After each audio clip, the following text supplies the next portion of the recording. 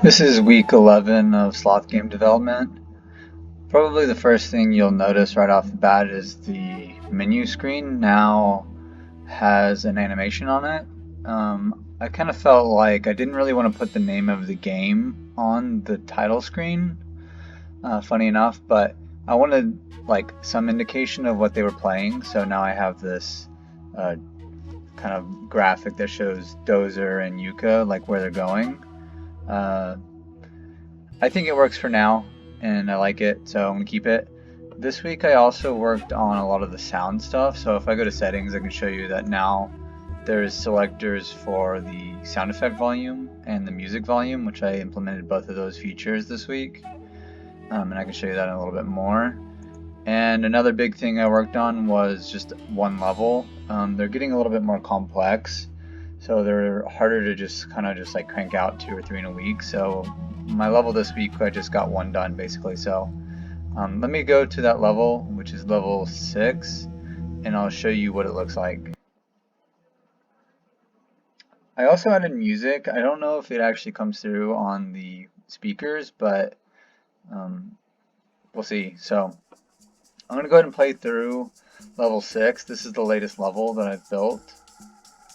Again, you can kind of hear the music maybe right now as it kind of fades in. I also added sound effects for the swiping, so now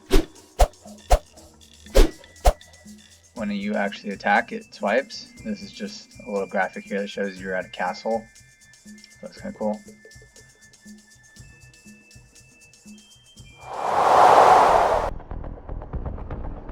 You'll notice that the music transitions too once you get into the cave, so this is the cave level. I still need to add sounds for snakes and stuff, but that's something for next week because it's just an incredible amount of work actually adding sounds to things. Let's see if I can get through this without dying.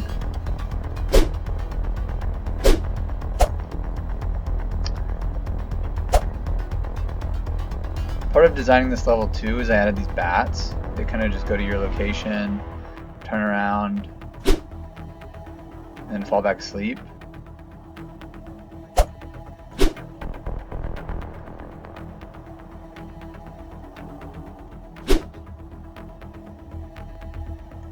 Ah, crap. So I died there, but let's go ahead and try that again.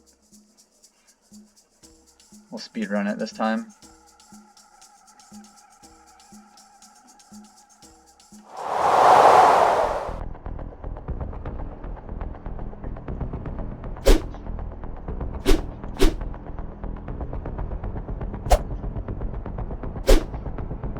And the swipe sound effect actually is randomized, so you kind of get a new one each time. I just thought that was kind of a cool idea.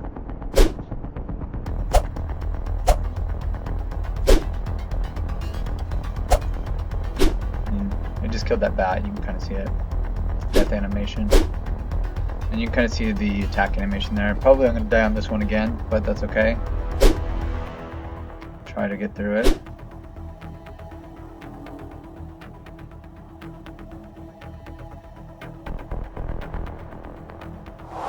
I added a little secret area here. Like, not really adding much, but like, I think eventually I'm going to do something with this. Right now it's just like a blinking creature eyes. I thought it was kind of cool.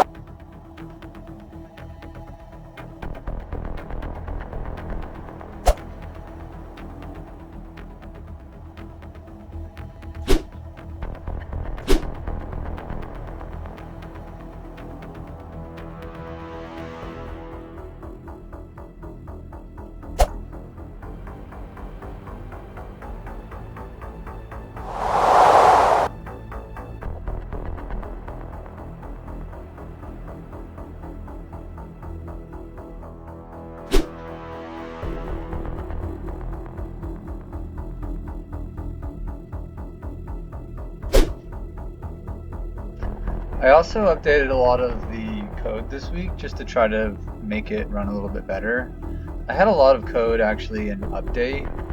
Update's usually used for like user input grabbing, so like you don't miss when somebody clicks. Problem is, update gets called basically as fast as it'll let you. So I moved actually a lot of code to fixed update, which is more of the graphical section.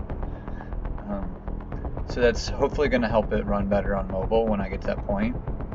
Alright, so this is pretty much the end of the level. I like this. It's actually one of the more interesting things that I did this week. I kind of like the setup. You kind of get into this like cistern, and it takes you back to the surface. I thought that was kind of cool. And now you're kind of like inside the castle. So earlier you saw that you were at the face of the castle. Now you're actually inside the castle. And pay attention here, you'll see a couple sound effects and a couple things added. So there's a sound effect for when the mandrake actually hits the ground, and there's like a screen shaking thing now, so that when he actually hits the ground, the screen shakes as well. I think next week I'm going to focus on getting more of the sound set up, and I'm going to try to get more of the screen shaking done as well. But I think that's pretty much it for this week.